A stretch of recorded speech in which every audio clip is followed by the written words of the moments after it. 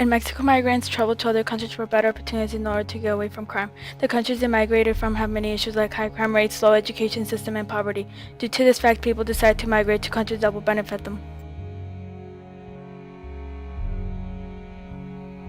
According to Dr. David A. Shirk, director of the Transborder Institute and Association, professor at the University of San Diego, Mexico's drug sector is made out of 18 to 35-year-old males who have entered the drug business because other economic or educational opportunities were not available to them.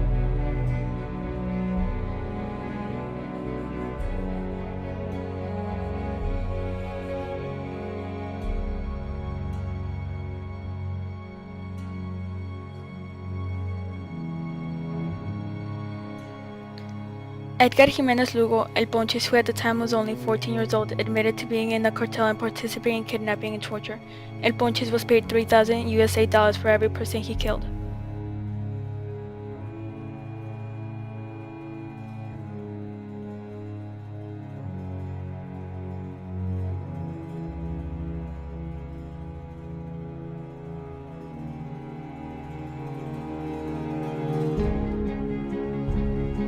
These three alternatives will help decrease the lack of education, poverty, and lower juvenile delinquency in Mexico and other countries such as China.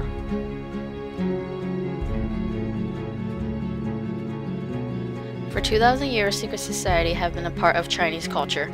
While most have been harmless, a few were highly sophisticated criminal enterprises. Under emperors and communists, in war and in peace, Chinese crime lords have operated with their own law and severe form of punishments.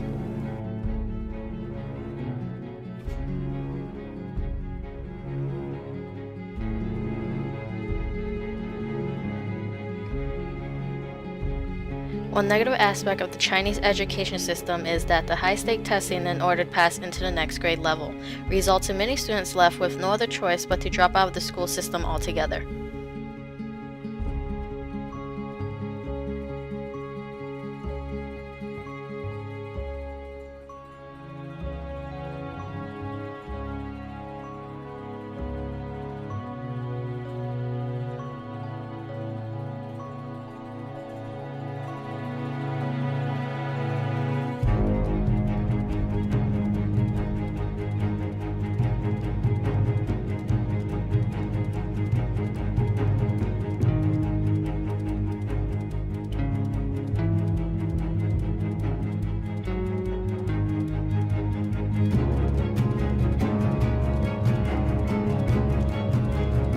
Some 40% of young offenders said that they cut school because they hated schoolwork, and another 27.1% said that the pressure was unbearable at school.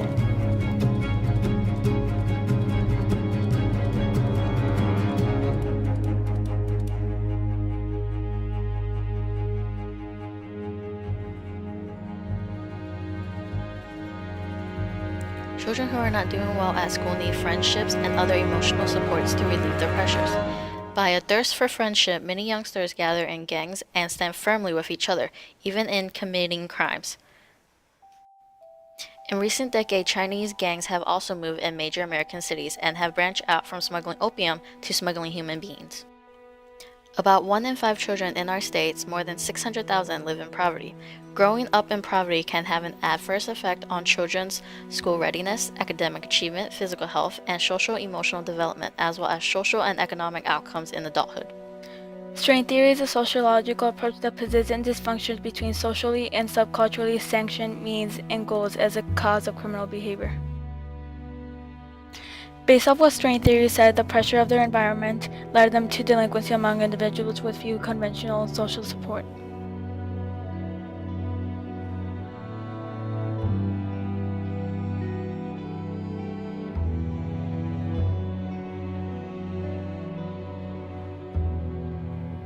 Poverty may lead to an actual or perceived inferior education, which would cause young youth to count on less access to quality school, jobs, and role models, decreasing the opportunity cost of crime and increasing the probability of young youth spending time on streets associated with gangs.